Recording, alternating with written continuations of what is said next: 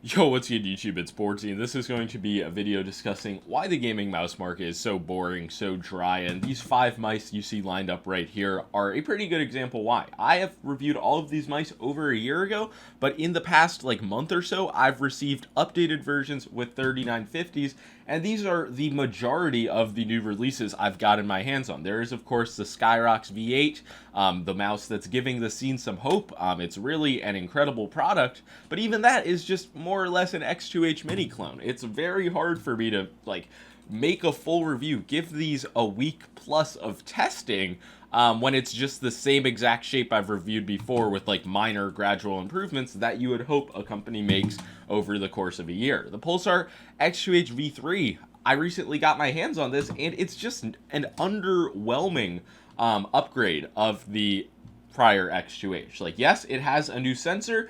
They don't have the 8K dongle ready yet, so it is currently limited to 1K. The clicks were reworked as well. Of course, Pulsar's Click QC, a lot of people will have their stories, but it does seem like they did an update. They made the clicks a little bit less light. It is a bit more crisp, somewhat tactile of an experience. I believe these are using Raisha opticals. It's not as nice as some Omron optical implementations I've tried, but it's fine. It's just I don't know, you would expect the mouse to be a little bit lighter maybe. And yeah, I understand the company's philosophy. They want people who have never experienced the X2H to be able to get it with the latest sensor, and they also want to farm money from people who are like, oh shit, there's a new version of the X2H, I gotta get that. But honestly, it's really not an entire product that I can really do a review of. There are just a few minor upgrades.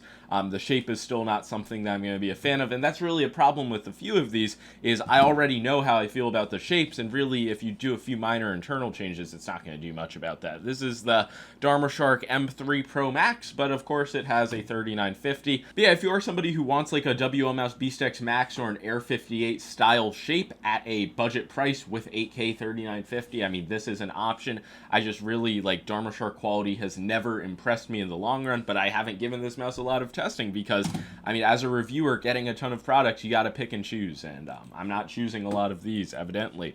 The Zaopin Z1 Pro, this is one of the best egg shapes, but the new egg, not really a G305. If you like the Razer Orochi, the Fantech Aria, this is really the mouse to get. If you haven't tried it, I think you're doing yourself a disservice, but it's not for me. It's just way too bulbous of a shape for me to fingertip, and it's too short, stubby for me to claw. So again, I'm just not going to put much time on it. So yeah, really the root of the problem to me, as a reviewer at least, is that we're just getting clones of clones. There's no shape innovation, and it just gets boring. It truly gets boring to review the same shapes over and over. The Atlantis Mini Champions Edition, it's the same weight as the previous Atlantis Minis. Yes, the coating is better. The clicks are Omron opticals. They feel nice, but again, there's not really much different about the mouse as a whole, similar to the X2H V3. And yeah, it has another 3950, but once again, you have to buy a new 8K dongle. Just the level of cash grabbing is kind of incredible as well. And yeah, last but not least is going to be the Waizowl OGM Pro V2, and this one is different from the rest because they were able to keep this exact same shape and shell and reduce the weight 20 grams from the first version of this mouse. And yeah, it of course has a 3950 sensor, but yeah, this shape coming in at 50 grams, it's definitely one of the top ergos on the market, and I would say of these, it probably deserved an individual review more than anything else. For me, it kind of just fails because it's only this relaxed grip style accommodating mouse. I just fucked up the grammar there, but who really cares? And the button height is just absurdly high. It's just too high in my opinion, but the side buttons are good. This is a mouse that's definitely going to be a solid option for some people. I haven't ran into any issues with the build quality. The coating is pretty bad and does pick up stains, but I think there are other colorways.